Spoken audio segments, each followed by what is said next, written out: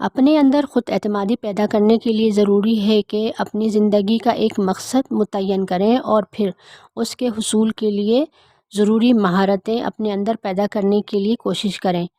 عام زندگی میں انفرادی سطح پہ کوئی ملاقات کرنی ہے یا کسی میٹنگ میں جانا ہے یا کسی پبلک اجتماع میں شریک ہونا ہے تو ضروری تیاری پہلے سے کریں اور یہ یقین رکھیں کہ جس مقصد کے لیے جا رہی ہیں اس میں مثبت نتائج ملیں گے۔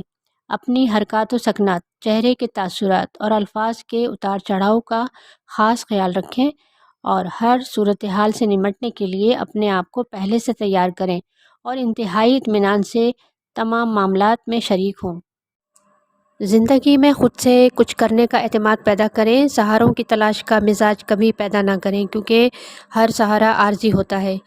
دنیاوی سہاروں کے ساتھ کسی نہ کسی طرح کا مفاد اور غرض جڑی ہوتی ہے، لہٰذا جب وہ غرض اور مفاد پورا ہو جاتا تو وہ سہارا بھی ختم ہو جاتا ہے۔ لہٰذا خود اعتمادی پیدا کرنے کے لیے سہاروں کی تلاش کی عادت کو اپنے اندر سے ختم کرنا ضروری ہے۔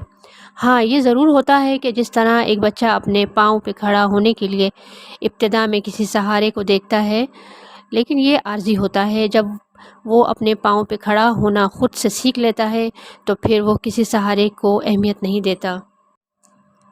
اپنی غلطیوں سے سبق سیکھیں، اپنی کوتاہیوں پہ غور کریں اور انہیں دور کرنے کے لیے کوشش جاری رکھیں۔ ہمیشہ اپنے چہرے پہ مسکراہٹ رکھیں۔ ایک سروے کے مطابق جو لوگ اپنے چہروں پہ مسکراہٹ رکھتے ہیں وہ ان کے مقابلے میں زیادہ پرکشش اور بااعتماد دکھائی دیتے ہیں۔ جو اپنے چہروں کو مسکراہٹ سے عاری رکھتے ہیں مشکل سے مشکل حالات میں کبھی نروس نہ ہوں، اپنے اندر مضبوطی پیدا کریں اور حالات کو سمجھیں اور ان کا مقابلہ کرنا سیکھیں۔ اور کوئی ملازمت کرنی ہے یا اپنا کاروبار شروع کرنا ہے تو اس کے لیے پورے اعتماد کے ساتھ تیاری کریں، ضروری مہارتیں سیکھیں اور پھر پہلا قدم اٹھائیں اور آگے بڑھیں۔ دنیا کا کام شروع کرنے میں مسائل اور رکاوٹیں آئیں گی، لیکن ان کو پورے تحمل اور تیاری کے ساتھ حل کریں۔ اپنی ڈکشنری میں سے ناممکن کا لفظ نکال دیں۔ یہ اپنا ایمان بنا لیں کہ ہر چیز ممکن ہے اگر اس کے حصول کی خواہش، اخلاص اور انتہائی جدوجہد کے ساتھ کی جائے۔ یہ وصف آپ کو عملی زندگی میں بااختیار بننے کے لیے تیار کرے گا۔